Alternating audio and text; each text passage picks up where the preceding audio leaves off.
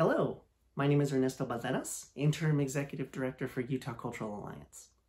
Since September, I've worked to gain feedback from our membership and from the cultural industry statewide. Thus, I am creating this video series so that I can more readily and frequently communicate to you what is happening at the general session of the Utah Legislature and also during interim sessions of the Utah Legislature. Please let me know what you think of these video series, and I am always willing to change, listen, and to incorporate feedback as necessary to better serve you. As far as housekeeping, if you are a UCA member, please head to our website where you can utilize our bill tracker, which is tracking a multitude of bills in the Utah Legislature that is currently affecting the cultural industry and up for debate in committees or on the floor. If you would like to purchase tickets to the legislative dinner, we still do have those available until Tuesday of this week, and we hope that you will join us on Thursday, February 1st at 6 p.m. at the Capitol Theater in downtown Salt Lake City. I would also like to remind you to register for Cultural Industry Advocacy Day, which is happening the day after on Friday, February 2nd, and starting from 7 a.m. going until 5 p.m. You can register as an award deliverer, an award captain, or an activity lead within the rotunda, and we hope you will join us for that, as it is one of our most frequent events that helps to get you right in front of your legislators. And also, please follow UCA's YouTube channel to see more videos like this. As far as key updates, during the opening sessions, both the Senate President and the Speaker of the House reference limited government overreach and supporting communities and family-friendly environment. No matter what you may think about those speeches, these are things that we're going to be utilizing in all of our case-making statements and how we will be approaching our advocacy and lobbying work throughout the legislative session. So I hope to keep you apprised of our successes and other updates. In terms of the Department of Cultural and Community Engagement, there was a change this week, and that Donna Law was confirmed and appointed to be the new head of the Department of Cultural and Community Engagement. We look forward to working with her as she comes from a wide background of government and advocacy lobbying work, and she is very, very good at what she does. We're very excited to have her. As far as issue areas that we heard this first week, throughout committee hearings, we've heard that there was only $7 million in ongoing funding readily available for new requests. So that doesn't leave a lot of wiggle room for many of the appropriations requests that we have been tracking at the beginning of this legislative session. So I hope that will keep expectations in mind for the cultural industry and for us going forward. This is significant because as part of our advocacy and lobbying work, one of our biggest priorities is advocating for the restoration of $2 million in grant funding to the Utah Division of Arts and Museums grant pool. This benefits arts and cultural organizations statewide, so I will keep you apprised on any updates within that. But if you'd like to hear the most recent updates during this week, on Tuesday, January 23rd at 8 a.m., you can pay attention to the Business and Economic Development and Labor Appropriations Subcommittee committee hearing, big mouthful, on what exactly those appropriations are going to be, and hear from Donna Law and Kat Potter as they make their case. We also learned a little bit more about HB 29, Sensitive Material Review Amendments.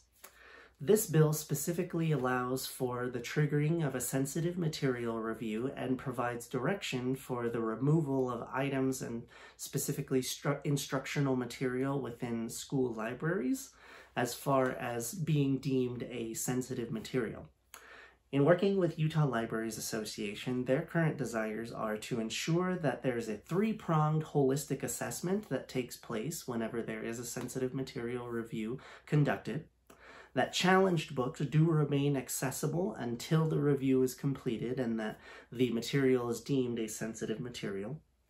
Clarify that Utah Code Section 76.10.1227 does not apply to books or instructional materials. And remove subsection 7, where it states all LEAs or local education agencies are compelled to remove material if 3 LEAs or 2 LEAs and 5 charter schools determine it is sensitive material. If you would like to support these changes, you can contact Representative Ivory, if he is your legislator, to let him know you are desirous of these changes. You can also contact any members that you may have on the House Education Committee to express your desire for these changes as well. And you can contact Utah Libraries Association and support them in their advocacy and lobbying efforts, as they are a great partner as well.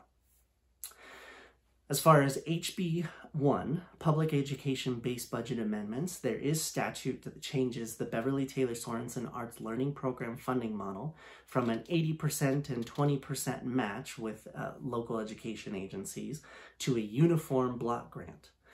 This is specifically concerning to Lisa Clough at Beverly Taylor Sorensen Arts Learning Program because it could lead to increased costs for local education agencies and, in fact, reduce participation in the program because of the increased costs the way that this statute is written.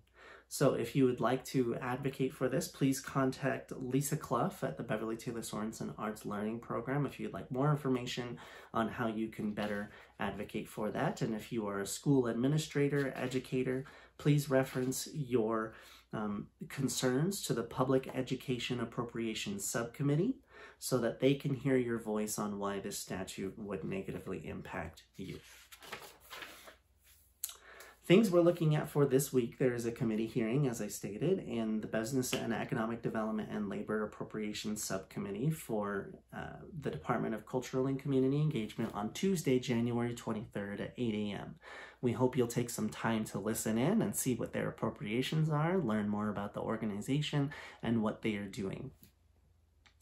There will also be a hearing right after that on the Governor's Office of Economic Opportunity, which does have grant programs that directly benefit the cultural industry as well. HB 29 may be heard again in the House Education Committee on Tuesday, January 23rd at 8 a.m. So we hope that if you are monitoring this bill, that you will join us in monitoring that committee hearing as well. We'll also be monitoring the Beverly Taylor Sorensen Arts Learning Program concerns and requests in HB 1 and the Public Education Appropriations Subcommittee meeting this week as well. HB 78 might also be heard in the House Economic Development and Workforces Committee, where it requests $12 million for the rural motion picture incentives, and so we will be monitoring that request for appropriation as well.